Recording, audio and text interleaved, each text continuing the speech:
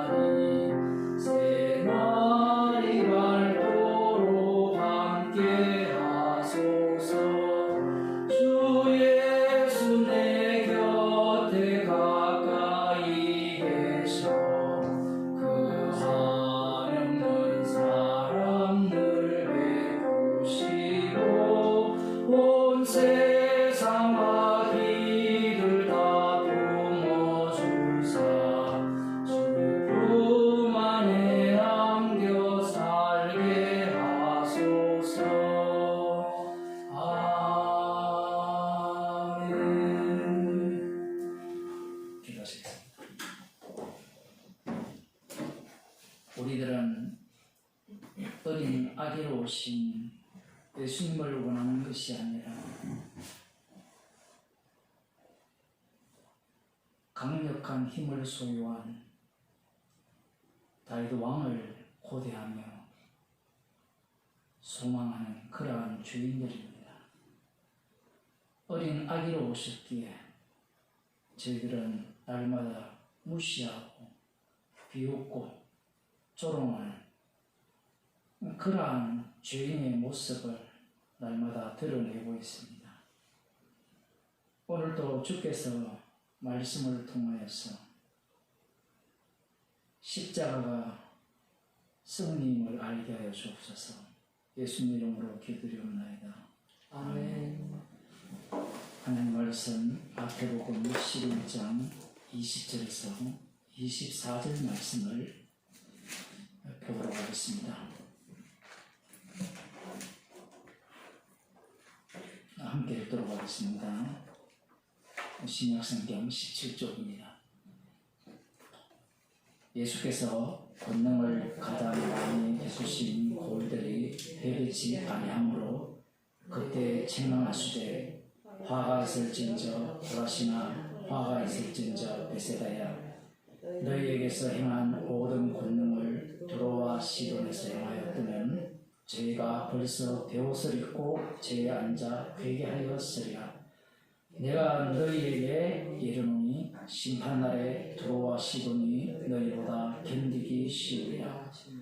가버나움아 네가 하늘에까지 높아지겠느냐 엄구에까지 낮아지리라. 내게서 행한 모든 권능을 소돔에서 행하였다면 그 성이 오늘날까지 있었으리라. 내가 너희에게 이르노니 심판날에 소돔 땅이 너보다 견디기 쉬우리라 하시니라. 아멘. 예수님께서 무시무시한 말씀을 하십니다. 저주를 부었죠. 누구에게 저주를 붓는가? 권능을 가장 많이 베푸신 고을들이 회개치 않기 때문에 그들을 향하여 책망하셨다. 말이 책망이지 저주입니다. 저주. 앞서 예수님께서 세례 요한이 제자들을 보내어서 질문하신 것에 대한 답변 이후에 이 세대를 무엇에 비유할고 이렇게 말씀을 하셨잖아요. 장단을 못 맞추는 거예요. 장단을 맞출 줄 알아야 되는데 아이들이 피리를 불면 결혼식 놀이니까 즐겁게 춤을 추면 될 터이고 가슴을 치면 애곡하면 가슴을 치면 될 터인데 그거 하나 못해요. 누가? 이 세상 모든 사람들이. 여기서 더 중요한 사실은 이 박자를 못 맞추는 자들이 하나님의 말씀을 주야로 묵상하는 자들이라는 사실입니다. 이것은 시대가 변해도 바뀌지 않아요. 여러분 주위에 성경 말씀을 열심히 읽는다는 사람들을 만나보면 뭐라고 이야기를 해요? 열심히 성경 읽고 있다, 몇 독 했다. 뭐 요즘 또 필사를 하는지 모르지만 교회마다 얼마나 열심히 필사를 합니까? 나는 몇 번 했다. 그게 무엇으로 바꿔집니까? 자기의 거룩한 행위로, 의로운 행위로 내세우죠. 십자가 지신 주님 앞에 죄인으로 발각당하면 되는데 죄인으로 발각당하는 것은 사람으로는 할 수가 없다라는 게 문제예요. 천주교처럼 자기를 낮추고 저는 죄인입니다. 모두 내 탓이요. 그래서 천국 갈 수 있을 것 같으면 참 좋잖아요. 교회도 마찬가지죠. 그런 식으로 하면 천국 갈 수 있다라고 가르치잖아요. 죄인임을 인정하면 상한 심령이 되면 주님이 받아주신다라는 겁니다. 누구 마음대로 받아줘요?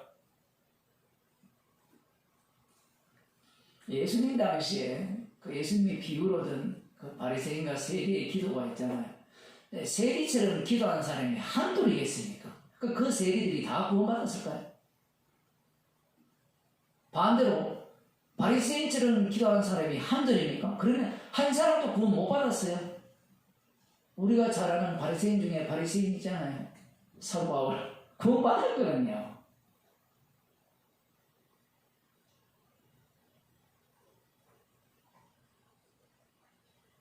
지금 제가 이 20절 이하를 말씀드리면서 이 이야기를 하는 이유가 있어요.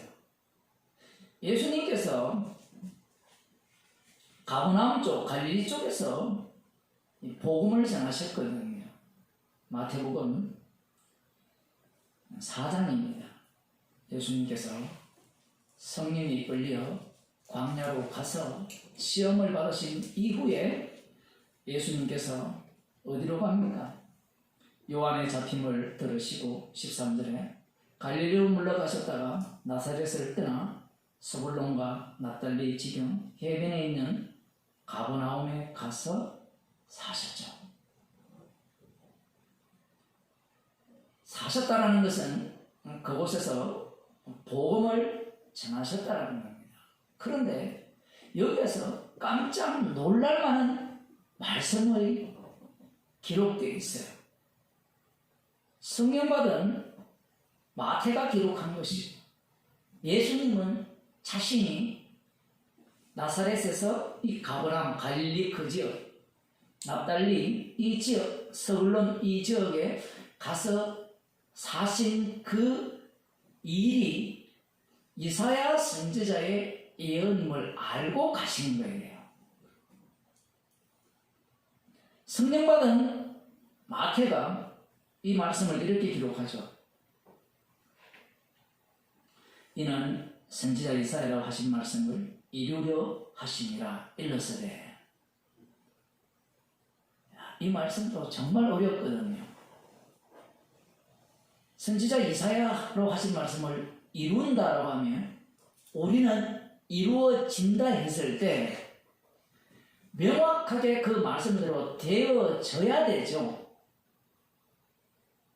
여러분도 이 말씀을 많이 보셨잖아요. 예수님께서 마귀의 귀심을 받으시고 나사렛 그 갈릴리 지역 가버나움 지역에 가심으로 말미암아 이사야의 예언을 이루셨다. 9장에 나오는 그 예언 봅시다. 스불론 땅과 납달리 땅과 요단강 저편 해변길과 이방의 갈릴리여 흑암에 앉은 백성이 큰 빛을 보았고 사망의 땅과 그늘에 앉은 자들에게 빛이 비추었도다 하였느니라.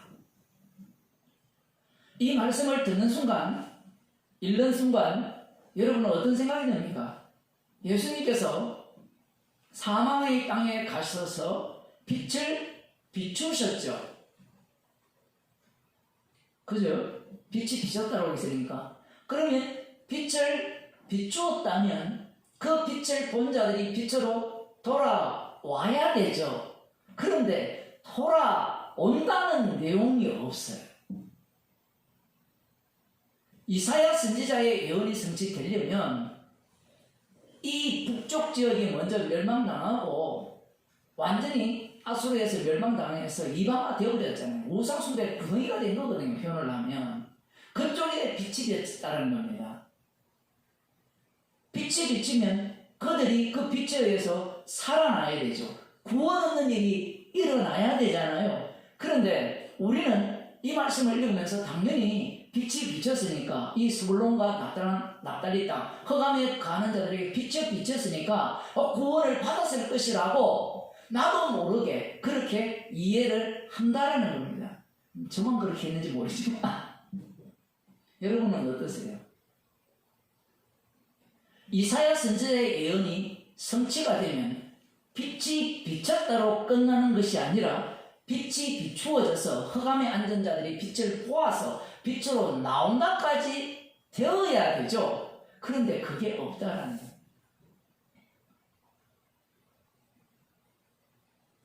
물론 제자들을 부르시는 그 내용이 나와요.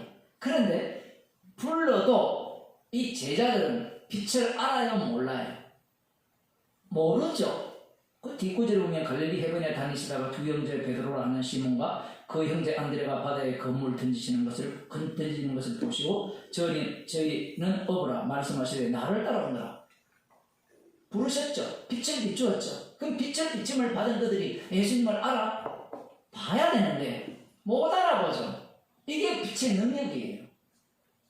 빛을 비추니까 그들은 더욱더 어둠이더라. 자기도 모릅니다. 아직도 몰라요. 예수님에 의해서만 예수님만이 빛이니까 아무도 못 알아보죠. 가버나움에 가서 지금 오늘 본문에 하면 권능을 많이 행했다라고 하거든요. 이 지역에 스불론 땅, 납달리 땅 앞뒤가 맞아요. 흑암에 가는 자들에게 빛을 비추었잖아요. 그 권능을 행했잖아요. 권능을 행했으면 그 가버나움 지역의 사람들이 회개하고 돌아와야 되는데 안 돌아왔다라는 겁니다. 고라신 베세다 이 가버나움 지역에서 가까워요. 3km 바닷가에서 조금 있고 베세다는 바다 쪽이고 이 베세다에 사는 사람들이 있잖아요. 이 베드로, 안드레, 야고보, 빌립 이 사람들이 고향이거든요. 이들도 포함되어 있어요. 그 이들에게 빛을 비췄는데 그들이 그 빛을 못 알아보죠. 이사야의 예언이 성취되었다는 말씀은 예수님이 성취하셨습니다. 너희는 모르지 이 얘기예요. 문자적으로 가서 빛을 비췄으니까 이사야의 예언대로 되었지 않습니까? 우리 그걸 파헤쳐보면 안 돼 있거든요.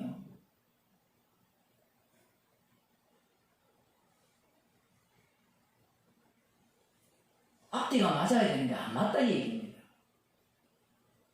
지금 이 가버나움 지역에서 고라신 베세다 이 지역에서 예수님께서 권능을 많이 행했어요.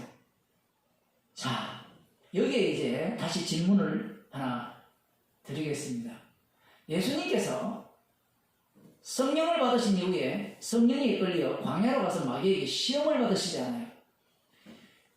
그 마귀가 예수님께 뭘 원합니까? 마귀가 예수님께 뭘 원해요? 40일 동안 줄이셨을 때 마귀가 와서 뭘 하라고 합니까? 권능을 행하라고 하셔. 네가 하나님의 아들이라면, 요즘도 그런 사람이 있거든요. 당신이 진짜 주의 종 목사라면 나한테 안수기도해서 내 병을 낫게 해. 그렇게 하는 사람이 꽤 많아요. 여러분 안 그럴 것 같죠? 제가 분목사 할 때 신방을 가면 기도해달라고 그러잖아요. 기도해서 안 나으면 뭐예요? 능력 없는 목사. 나으면 능력 있는 목사. 성경을 읽어도 귀신 씌어서 그래요. 본인이 마귀이기 때문에 그걸 요청하는 겁니다. 마귀가 40일 동안 줄였을 때 가장 필요한 게 뭐예요? 목이 이렇게 안 될 때는 가장 필요한 게 뭐예요? 모가에다가 설탕을 넣고 절이는 거예요. 그걸 잘 깎아야 되는 겁니다. 이게 능력이거든요. 마귀가 원하는 게 그거예요. 40일 동안 줄였으면 능력을 행하여서 돌로 떡덩이를 만들라는 겁니다. 이 구약의 이스라엘 백성들이 하나님의 아들이잖아요. 그 아들 다음에 면모가 하늘에서 만나가 내리는 거였단 말이에요. 전설이 아니고 실제로 만나가 내렸고 미추라기가 내렸어요. 그러면 그것을 기억하는 자들, 이 마귀는 누구를 대변하는가 하면 이 당시에 약속을 기다리는 남은 자들이에요. 70일의 성취를 기다리는 그들은 약속을 붙들고 있어요. 언약하신 분은 반드시 이룬다는 것을 확실히 믿고 있고요. 여호와는 나의 하나님이고 나의 편이고 약속하신 대로 이루는 분이라는 것을 누구보다도 앞장서서 목숨 걸고 믿고 있는 자들입니다. 그들의 대표자가 마귀예요. 마귀가 예수님을 떠난 이후에 어디로 갈까요? 그 인간들 속에 하나하나 박혀 들어가는 겁니다. 가버나움 사람 그들에게 들어가 있는 거예요, 마귀가. 여기 마귀 앉아 있잖아요, 지금. 이런 말을 하면 기존 교회에서는 납득을 못하죠. 사도 바울도 사단의 가시를 빼달라 하잖아요. 그 헬라어를 제대로 읽어보면 마귀가 들어와서 동행을 해요. 성경을 얼마나 엉터리면 귀신 쫓아내는 작업을 하니까 목사들이. 귀신 쫓아내면 지가 뭐가 되죠? 지가 예수가 되는 겁니다. 지가. 물론 그 귀신이 아니지만 마귀인데 마귀가 쫓겨나니까 자기가 뭐 어떤 사람이 되죠? 의로운 자가 되잖아요. 그럼 누구를 제거하죠? 십자가를 제거하고 예수님을 제거해버리잖아요. 오늘날 교회가 그 짓을 하는 겁니다. 마귀가 네가 하나님의 아들이면 권능을 행해라는 거예요. 예수님이 그 권능을 행합니까? 행하지 않습니까? 행하지 않죠. 진짜 권능은 뭐예요? 사람이 떡으로 사는 것이 아니라 하나님의 입에서 나오는 모든 말씀으로 산다. 죽어도 좋다 이 얘기예요. 그럼 뭐 말씀이 뭐냐? 십자가에 못 박혀 죽으심이거든요. 십자가가 말씀이에요. 그 죽음 속에 생명이 있는 거고 그 죽음 안에 살림이 있는 거예요. 대화가 안 되죠. 대화가. 지금 육체적으로 배가 고픈데 예수님은 그거 배고픈 거 아니야. 그 굶어 죽는 거 죽는 거 아니야. 진짜 죽음이 뭔지 알아? 내가 십자가에 못 박혀 죽는 죽음이 진짜 죽음이야. 아버지께로부터 버림받아 죽는 죽음, 그 지옥 가는 죽음이죠. 그 죽음을 예수님이 십자가에 못 박혀 죽으시기 전에는 아무도 몰랐어요. 기껏 아는 거야. 굶어 죽는 거예요. 배고파 죽는 거예요. 병들어 죽는 거예요. 죽음도 모르는 겁니다. 압사당해가 죽는 거, 그거 죽음 아니에요. 그게 지옥입니까? 상상을 해보니까 지옥 같아요. 그 절간에 그려놓은 지옥. 그 엉겨서 압사당한 거잖아요. 서로가. 어떻게 저럴 수 있지? 꼭 끼어버리니까 빠져나가지 못하니까. 사람이 한계성에 몰리니까 바라더랄 거 아니에요. 우리 어릴 때는 그런 버스 많이 타봤거든요. 중고등학교 때. 부자들은 차 타고 다니겠지만 승용차 타고 다니겠지만 저도 그런 경험이 있는데 키가 안 크잖아요. 그리고 이 책하고 이렇게 끼면 숨을 못 쉬거든요. 그걸 보니까 그때 죽을 수도 있었구나 그 생각이 드는데 죽음은 그게 아니에요. 근데 마귀는 달리 말해 사람은 배고픈 걸 해결하는 40일 동안 굶었으니까 인간은 또 이것 갖고도 그래 나도 40일 동안 굶을 수 있어 안 먹어도 살 수 있어 또 이렇게 말했는데 그렇게 해도 죽어요.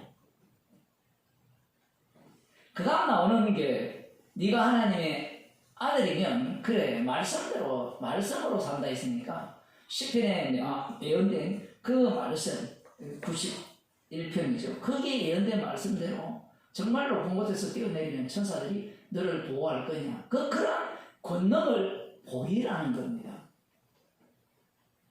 아마 여기 있는 우리들이라면 얼른 보여줄 거예요. 능력이 있으니까.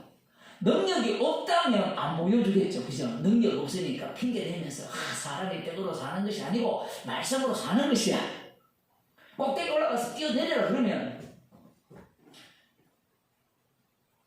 시편의 말씀대로 어떻게 해요? 그런 능력이 때문에 당장 뛰어내리겠죠. 여러분들은 믿음이 좋아서 안 뛰어내리겠죠. 예수님은 그런 능력이 있어요. 능력이 있는데 그것은 권능이 아니라는 이야기입니다. 무슨 얘기인가 하면 창조주의 권능이 십자가의 권능 속으로 함몰해요. 이런 게 어려워요. 창조주가 등장하잖아요. 구약에는. 그런데 신약에서는 십자가에 못 박히 죽으시고 부활하신 주님이 등장을 해요. 그 죽음 속에 생명이 있잖아요. 그 죽음이 사망에서 생명으로 옮긴다라고 말씀을 하시게 되면 마귀가 말하는 이 권능은 다 창조주의 권능이거든요. 그 없는 데서 있게 하고 얼마나 좋은 말입니까? 그런데 이 없는 데서 있게 한다는 말씀이 여호와 하나님이 하시는 말씀과 십자가신 주님이 하는 말씀이 충돌이 일어나죠. 제가 이렇게 표현하는 이유는 여호와 하나님의 말씀을 해석하는 당사자들이 그렇게밖에 해석이 안 되기 때문에 그래요. 못 알아듣는지 못 알아들어요.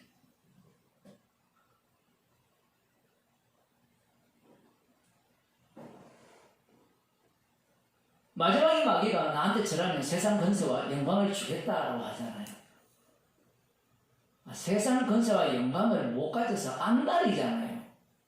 그죠? 가지니까 자기가 왕노릇 하잖아요. 우리 지금 두 눈으로 목격하고 있잖아요.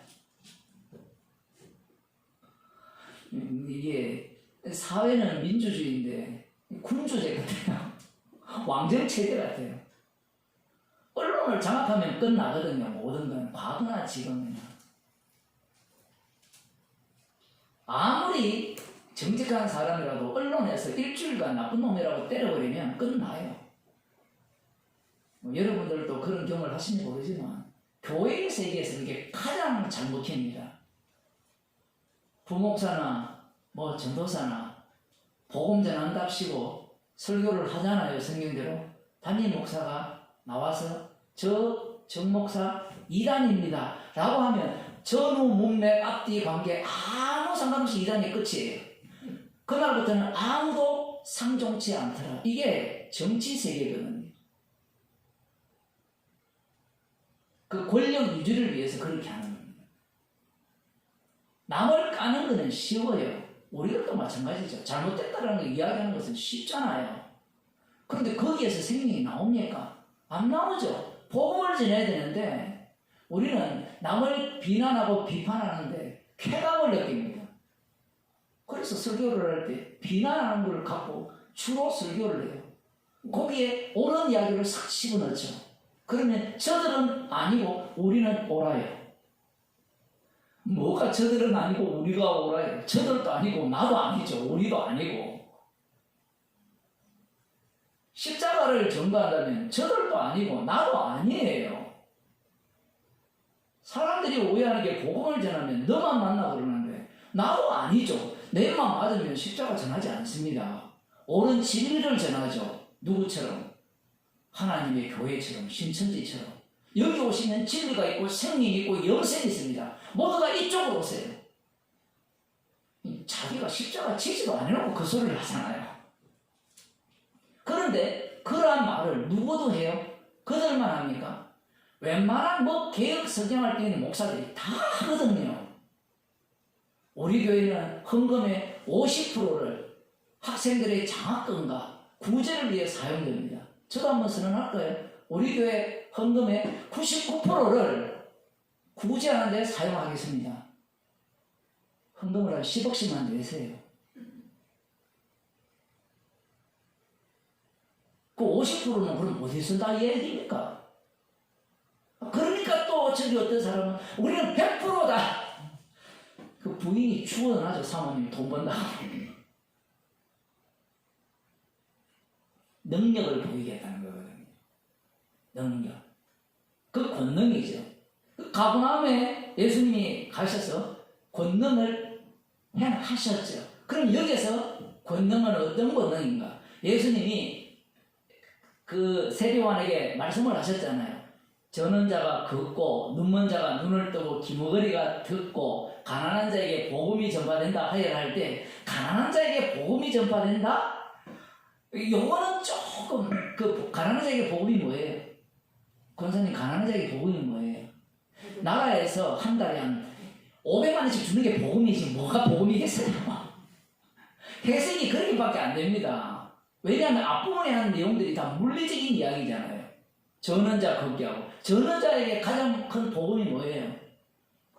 성차 권리를 주는 겁니다. 오늘도 저희 딸이 5호선 타고 가는데 또 전 전국 장애인연합회 나와서 얘기하잖아요. 권리를 달라. 그들에게 복음은 뭐예요? 낫게 하는 거잖아요. 그죠? 물론 낫게 하려면 돈이 많이 들어요. 기계장치를 그들에게 부착하면 되거든요. 그 기계장치가 수천만 원에서 수억 하니까 부자거든요. 못 걸어도 다 걸을 수 있어요. 요즘은 600만 불의 사나이가 뭐 옛날 이야기가 아니라 돈이 없어서 못 하는데 돈이 있으면 지하철 타겠습니까? 그들이 원하는 건 딱 하나예요. 돈 달라 얘기입니다. 제가 비난하고자 하는 얘기가 아니라 인간들이 그래요. 가난한 자에게 복음은 뭐예요? 돈이고 저런 자에게 복음은 걷는 거고 그것이 그들에게는 무엇이 됩니까? 권능이 되죠. 사실을 광야에서 금식했을 때 권능은 돌이 천지 삐까리잖아요. 그 이스라엘 광야에 안 가봐도 돼요. 유튜브에 너무 잘 나와 있습니다. 요즘은 그래도 한번 가볼래요? 그곳에 가서 폭탄에 터져서 죽어도 숨도니까 뭐 그건 나쁘지 않는데 그러한 것들로 이 떡덩이를 만드는 것이 권능이거든요. 꼭 필요한 걸 주는 게 권능이에요. 그런데 예수님은 권능을 행하신 그 고울이 회개치 않았다 하거든요. 뭔가 앞뒤가 안 맞잖아요. 마귀가 권능을 행하면 아들로 인정하겠다라고 들어왔을 때 예수님이 권능을 행하셨잖아요. 그러면 권능을 행하셨을 때 그들이 믿고 따랐습니까? 안 따랐습니까? 따랐죠. 물론 고향의 사람들이 예수님을 죽이려고 했지만 누가복음에서는 요한복음에서는 수많은 사람들이 따르잖아요. 그러면 그들이 본 권능과 예수님이 말씀하시는 권능이 다르다는 이야기입니다. 그들의 눈에는 무엇으로 보입니까? 세례요한이 대표자로 보여줬잖아요. 눈먼 자, 눈 뜨는 일을 예수님이 하신 거예요. 그 권능을 행한 거예요. 그것이 더 이렇게 엇그릇에 대해서 구약 성경에 예언이 된다면 도끼 들고 이 메시아에 굴복하지 않는 자들은 다 찍어서 불에 던지고 그렇지 않는 자는 구원하는 그러한 일을 예수님이 하시기를 고대한 사람이 세례 요한이었고 세례 요한을 대표로 하는 모든 유대인들인 거예요. 그들이 그걸 기다렸던 겁니다. 그것을 뭐라고 하는 거면 권능이라고 하는 거예요. 그러니 예수님께서 권능을 행하셨는데 문제는 그들이 회개를 합니까 안 합니까? 안 하는 게 아니고 못하죠. 안 하는 것과 못하는 것은 달라요. 왜 못합니까? 어둠이 어떻게 빛으로 넘어가요? 그 예수님도 답답하죠. 말도 안 되는 말씀을 하시니까. 이상하지 않습니까? 원인과 결과라는 것이 권능을 많이 행한 그 고울이 회개치 않았기 때문에 너희들이 소돔과 고모라 두로와 시돈 땅이 심판을 받는 것보다 더 큰 심판을 받을 것이다. 그들 가운데 내가 이러한 권능을 행했다면 회개했을 것이다. 비교를 하는 건데요. 비교하는 이유가 있어요. 회개 안 합니다. 물론 회개 안 하는데 이 예수님이 행하신 이 권능이 그들에게는 무엇으로 보였느냐? 세례요한이 기다린 메시아 관이에요. 그런데 세례요한과 그들의 차이가 뭔가 하면 세례요한은 도끼 들고 빨리 그 일을 하라는 입장에서의 오실 그이가 당신이 오리까 이렇게 믿었다면 이 다른 사람들 입장에서는 계속 그런 일을 행하면서 이제 우리를 위해서 우리를 구원해 주세요. 궁극적으로는 세례요한과 똑같은 입장에 서 있다라고도 볼 수 있습니다. 문제는 그 권능을 많이 행한 그곳에 그들은 회개치 않았다는 겁니다. 못했어요. 안 한 게 아니고 할 수가 없죠. 왜냐하면 그들의 아비가 마귀이기 때문에 그래요. 그들이 예수님을 보고 그리스도라 하고 그 선지자라 하고 이렇게 다 인정을 하거든요. 베드로가 뭐랍니까? 나중에 마태복음에서 너희는 나를 누구로 하느냐? 주는 그리스도시요 살아계신 하나님의 아들이십니다. 얼마나 멋진 고백을 했습니까? 그 베드로는 그걸 했을까요? 그게 제대로 된 고백입니까? 완전히 엉터리죠. 지금 이 고라신 베세다의 대표자가 누군가 하면 베드로, 안드레, 야고보, 빌립 이 사람들이에요. 그들은 옆에서 두 눈으로 목격하고 있어요. 빛이 행하신 일을 목격하는데, 권능을 목격하는데, 그게 그들 보기는 권능인데, 예수님이 말씀하시는 권능, 그것은 십자가에 못 박혀 죽으심이거든요. 십자가의 능력은 그들 눈에 보이지 않았다는 사실이에요. 그러니 말귀를 못 알아듣죠. 이사야가 예언한 이 말씀이 마치 물리적 지역, 서불론, 납달리, 이 가브나움, 이 지역에 빛이 비쳤으니까 이제 이사야 예언이 성취했다라고 물리적 지역은 맞는데 그것을 보는 안목이 예수님의 안목이 되지 않으면 이 이사야 예언의 성취의 의미를 전혀 알아차리지 못한다는 겁니다. 이사야가 한 일이 그거잖아요. 보기는 보아도 깨닫지 못하고 듣기는 들어도 알지 못하게 하기 위해서 갔거든요.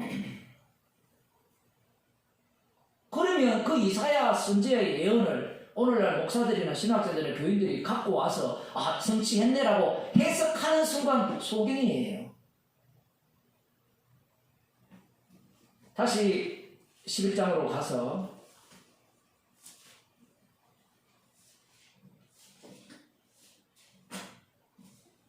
그때 청망하시되 화가 있을진저 고라시나 화가 있을진저 베세다야 너희에게서 행한 모든 권능을 두로와 시돈에서 행하였더니 저희가 벌써 베옷을 입고 제에 앉아 회개하였으리라. 이 두로와 시돈, 이 페니키아 해상 무역으로 떼돈 동네죠. 표현을 하면 이 두로와 시돈에 대한 심판이 에스겔이나 이사야나 이렇게 여러 군데 나와 있어요. 그런데 이 두로와 시돈, 이거 같은 나라의 지역이니까 한묶음으로 보게 되면 이 두로의 특징이 뭐냐? 그걸 말씀하기 위함이에요. 에스겔 26장 1절에서 6절을 보겠습니다.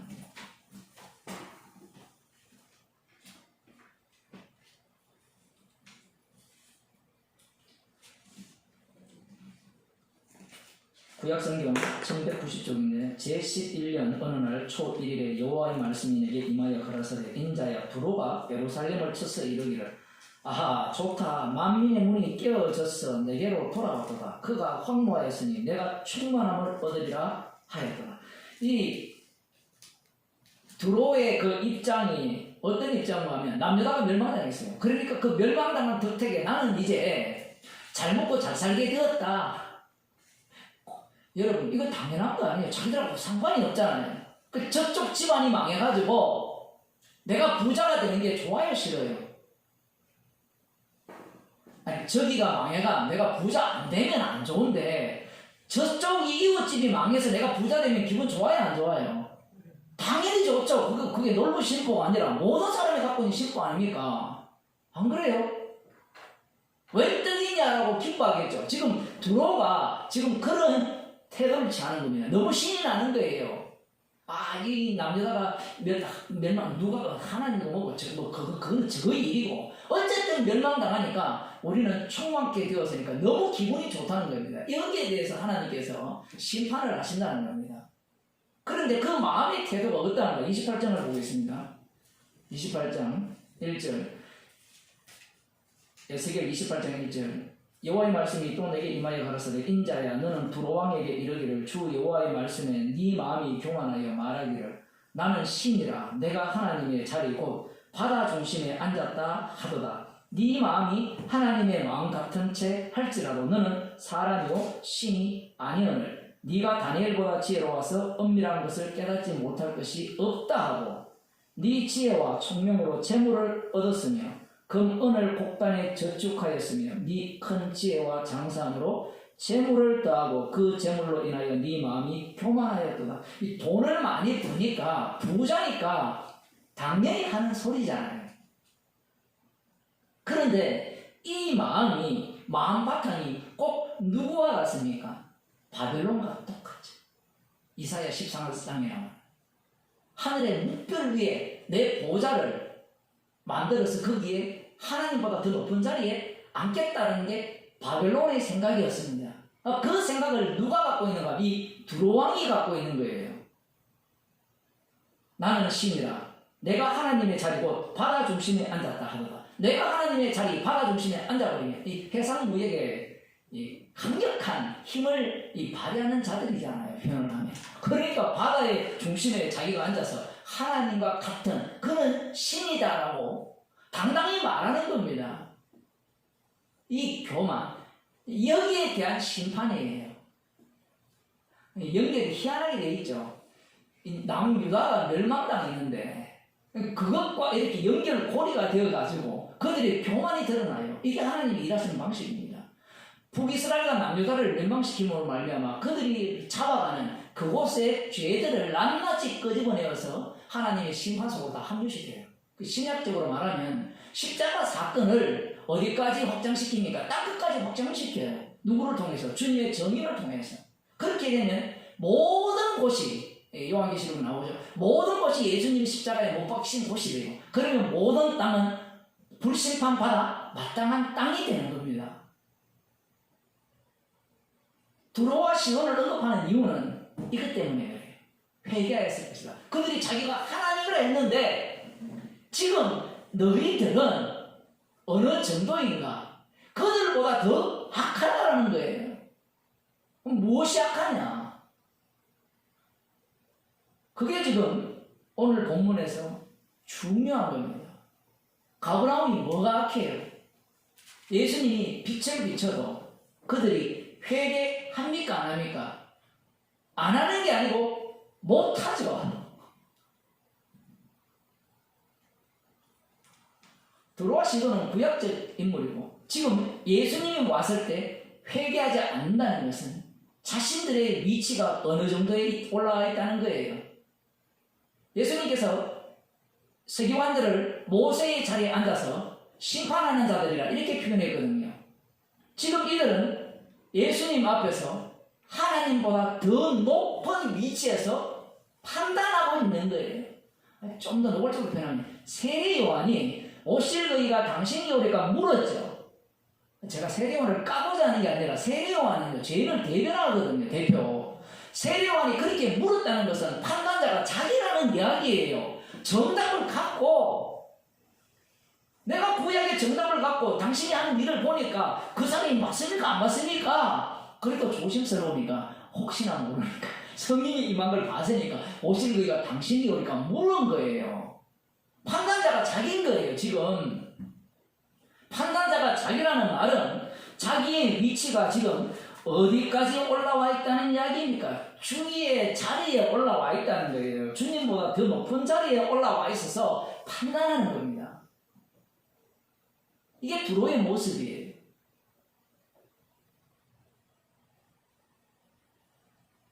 지금까지 성경을 마태복음을 보면 이들이 과연 예수님으로부터 이렇게 저주를 퍼부을 만큼 그렇게 나빴느냐? 이렇게 우리가 질문을 할 수 있잖아요. 예수님에 대해서 판단하는 자체가 이미 교만이 하늘 끝을 찌르고 있다 얘기예요. 복음을 전하면 내가 들어보고 믿겠다. 이게 바로 화 있을진저예요. 들어보고 내가 판단해보고 믿겠다. 누구 마음대로 네가 판단하고 네가 믿어. 지금 이 예수님을 메시아를 기다리는 이 유대인들은, 남은 자들은 그 생각을 갖고 있는 거예요.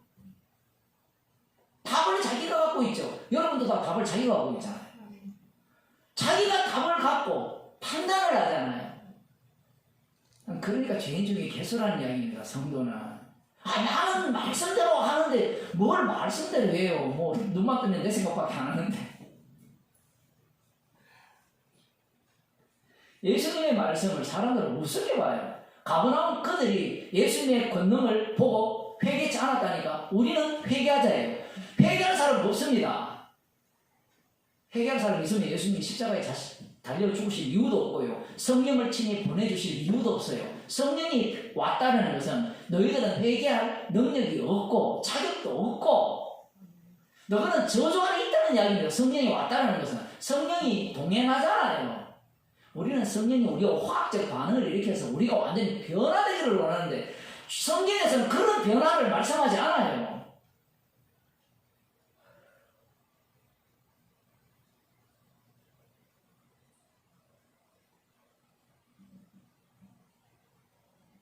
22절 내가 너희에게 이르노니 심판날에 두로와 시돈이 너희보다 견디기 쉬우리라. 두로와 시돈이 왜 그러하냐라고 하면 두로와 시돈은 그림자거든요. 그림자는 기껏해야 무엇밖에 없는가 하면 끼어서 죽는 것밖에 없어요. 압살당하는 것밖에 없다고요. 전쟁에 의해서 아니면 지진에 의해서 육신이 죽는 것밖에 없습니다. 그게 구약이에요. 그 뒤에 보면 소돔에서 행하였다면 그 성이 오늘까지 있으리라. 이 소돔도 마찬가지죠. 소돔 성이 불로스 심판을 당했잖아요. 여러분 불로스 심판 당하는 건 아무것도 아니에요. 처음 알았습니까? 지옥을 알아야 그 불로스 심판 당하는 게 아무것도 아니라는 걸 알죠. 다니엘의 세 친구가 불 속에 들어갈 수 있던 이유는 지옥을 알기 때문에 그래요. 불에 다 죽는 거는 아무것도 아니에요. 그런데 무엇이 문제예요? 지옥이 문제죠. 물론 그들이 지옥이 두려워서 그렇게 간 게 아니에요. 언약의 사람들이기 때문에 그들이 여호와 하나님께서 그렇게 하냐 할지라도 자기들은 우상에게 절하지 않는다. 그렇게 얘기를 하는 겁니다. 여기에 보면 이렇게 말씀합니다. 가버나움아 네가 하늘에까지 높아지겠느냐. 갑자기 이 얘기를 하잖아요. 하늘에까지 높아지겠느냐. 이 얘기를 왜 해요? 가버나움은 남유다를 대표해요. 남유다를 대표하면 북이스라엘 그 갈릴리 그 지역도 대표하는 겁니다. 물론 가버나움은 북쪽이지만 이스라엘 대표하는 걸 이렇게 보면 돼요. 이들이 하늘에까지 높아지겠다고 했습니까? 아니에요. 메시아를 기다렸다니까요.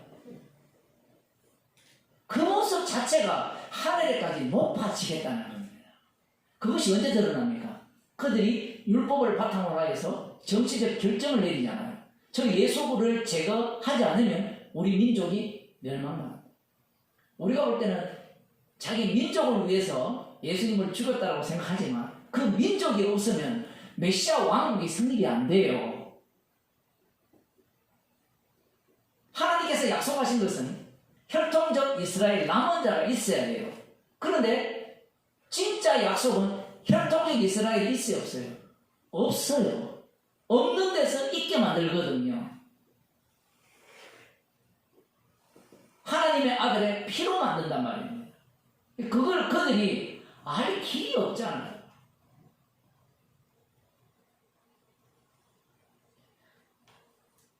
인간들이 평소에 살아가는 모습이 하늘에까지 높아진 모습입니다. 우리가 말씀을 대할 때 마찬가지잖아요. 말씀을 대할 때 이미 우리는 불쌍히가 주옵소서 이렇게 말씀을 읽어야 되는데 이미 우리는 한번 내가 아니까 한번 알아보자. 판단자의 입장에서 말씀을 대하거든요.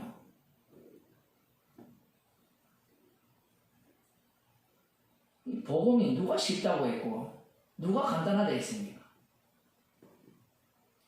가버나움 이야기가 남의 동네 이야기가 아니라 우리가 평소에 살아가는 모습이에요. 이런 자들은 음부에까지 낮아져야 돼요. 그런데 예수님께서 아무리 이렇게 말씀하셔도 상대가 무슨 말인지 하나도 못 알아들어요. 그런데 세례 요한만은 알아들은 겁니다. 예수님의 말씀 속으로 합류당했죠. 이후에 이 마태도 베드로도 마찬가지고 성령을 받게 되니까 내가 하늘에까지 높아지고자 하는 그 가버나움이었고 그래서 음부에까지 낮아지게 하셨고 주님께서 죽었잖아요. 이제는 내가 사는 것이 아니라 내 안에 그리스도께서 사신다. 그 고백 속에 십자가를 자랑하는 주님의 증인이 되는 겁니다. 24절에 보면 내가 너희에게 이르노니 심판날에 소돔 땅이 너보다 견디기 쉬우리라. 앞서도 말씀드린 바와 같이 불심판은 아무것도 아니에요. 주님의 심판은 영원한 심판입니다. 그게 두려워서 예수 믿어야지. 그건 우상이에요. 성령을 주시게 되면 말씀 속으로 합류당하고 우리의 모습 자체가 예수님으로부터 책망받는 그러한 죄인 중에 개수인 겁니다. 기도하시겠습니다. 하나님 아버지, 우리가 평소 생활하는 모든 모습들이, 추구하는 모든 모습들이 하늘에까지 높아져서 내가 바로 신이라고 외치되는 두로와 같고 바벨론과 같은 그러한 주인님을 말씀을 통하여 들려주심을 감사드립니다. 주님께서 십자가의 피 공로만을 자랑케 하기 위해서 이러한 교만한 자를 사용하셔서 날마다 주님의 긍휼 속으로 인도하여 주시고 십자가를 자랑하는 증인으로 삼아주심을 감사하는 주의 백성이 되게 하여 주옵소서. 예수님 이름으로 기도드리옵나이다. 아멘.